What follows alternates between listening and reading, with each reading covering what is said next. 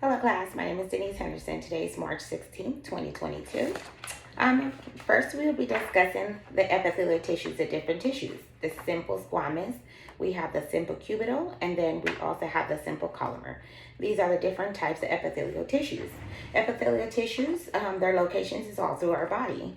Their functions, they form a covering through all our body surfaces, the hollow organs, and the major tissues in the glands. They perform a variety of different things, such as protection. They protect our organs and the different things. They secrete all the bad bacteria. They absorb all the clean air, and they excrete all the bad fluids. They excrete all the bad toxins in our body. Filtration that filtrates our body fluids as they go in and out. They diffuse.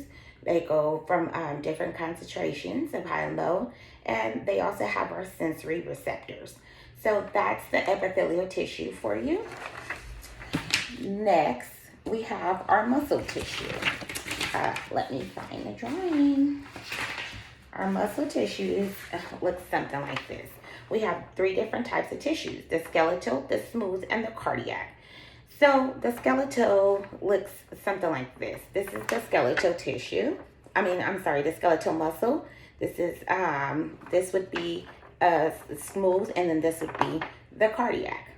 And the point to our muscles is, of course, everybody knows that cardiac means heart. So the cardiac muscle is located in our heart. And that is that the responsibility of that muscle is so that it will pump our blood. It pumps our blood. It continuously works. So as long as our body is functioning, it is continuously working. Our skeletal muscle, now that is located all over our body. That is our frame. That's what protects our organs. That's what gives us the sensory of temperature, our posture, different sources. So that's kind of the function of that. It is considered to be a striated muscle.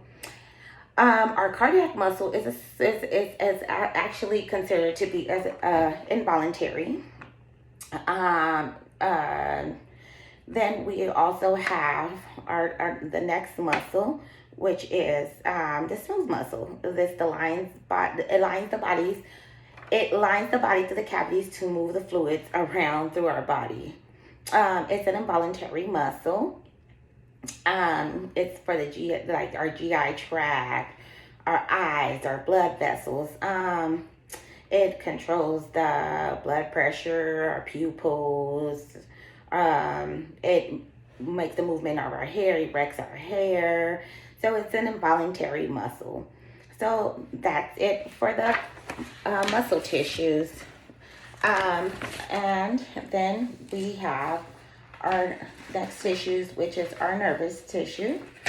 Our nervous system, The nervous system is here. This is a kind of like a little picture of our nervous system. This one is found in the brain, and it controls our nerves. It's responsible for stimulating our muscle contraction, awareness of our environment, plays a role in our memory, our reasoning, our thinking, and sorts of that nature. So it has, the way that they go through the myelin sheath, the Schwann cells. So it's made up of different cells that travel through our brain to kind of connect and tell us what to do next, how we're supposed to move, how we're supposed to react to a certain situation. So that's that for our nervous system. And lastly, we have our connective tissues. With the connective tissues, that gives here's our connective tissues. Our connective tissues is basically the tissues that help us to connect our skeletal.